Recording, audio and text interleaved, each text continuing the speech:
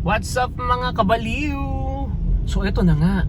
Ito na nga ang latest mula doon sa ating kalaban.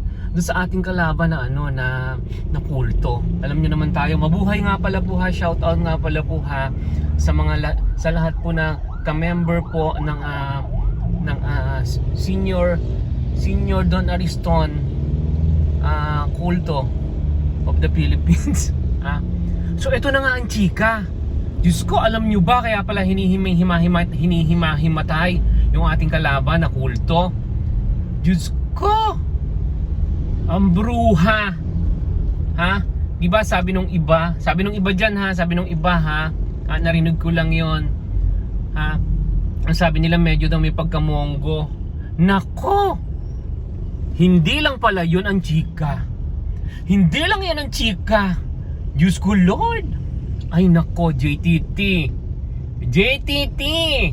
Ay, ang itinatago pa pala ng isang bruha na ayaw nilang makalkal. Di ba ang sabi, nagdadala daw, nagpapasok daw ng mga bata doon sa kanyang sa kanyang basta.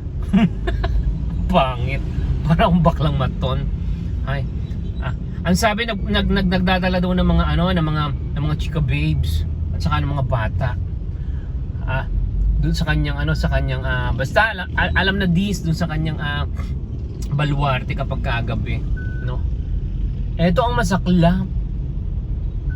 Hindi lang pala sino daho ang bruha na hindi lang pala mga chika babes at mga bata ang dinadala doon sa kanyang lungga. Diyos ko, ang bruhan JTT. At meron palang pagka JTT ang bruha. Yon ang siste. Ay mga cheng.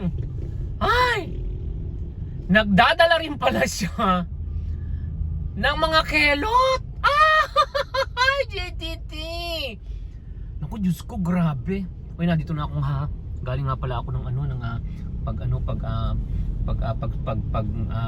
paghatid sa bata. And then kumuha ko ng sticker. So ngayon medyo late na. Time check 8:27 na. Ay nako. So yun na nga. Hindi lang pala ito mahilig sa mga bebot at saka sa mga bata. Ay, grabe. Ang trip pala nito bruha na ito ay mga kelot din. At saka siguro yung kanyang mga private army yung kanyang mga private army na medyo pugings at gwapings ng konti ay kinakalantari din pala ng bruha na ito. Diyos ko, akala natin nagtatago lang ang bruha sa pagkamonggo. Diyos ko, monggong bading pala ang bruha, monggong JTT. Wala akong pinapangalanan Wala akong pinapangalanan. Naku, Diyos ko Lord. Na-traffic na Okay na Rogers. Ay nako, makapagchika nga muna ng konti. Ay, may max doon. So, ang bagal naman na itong traffic na to. So, ayun na nga. Meron ng mga umamin na mga kabataang boylet na ganun din daw pala ang ginagawa sa kanila.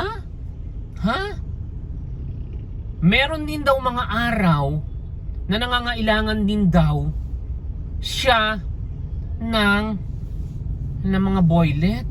At ganun din daw ang sinasabi.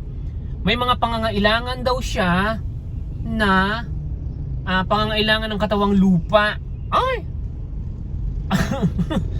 At dahil nga doon, pinapaliwanagan daw yung mga kelot na so kailangan kita ngayon. So hubad na. ay. So ganun ang nangyayari. Ano kayang gusto naman itong loko na to? Gusto mo magbanggaan tayo? So ay maganda. Pinakaliwa kami dito. Ay, the best. Ay, sandali lang kakaliwa lang ako. Yan. Supposedly dapat umiikot pa kami dyan sa rotonda na yan Ako po ang number one na ayaw ko sa lahat ng rotonda. Ayaw ko po sa lahat ng rotonda Mapwera lang subdivision.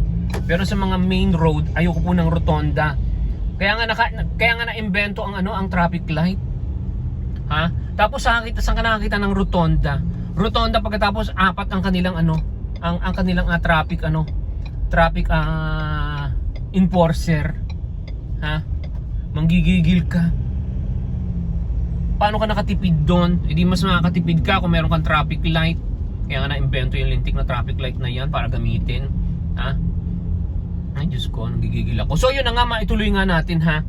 Maituloy natin. So, ayun na nga. Ayun na nga ang bruha. Nagtatago rin siya sa kanyang pagkamunggo at sa pagka, JTT. So, mga atsing, ayan ang bagong chika. Ay, nako.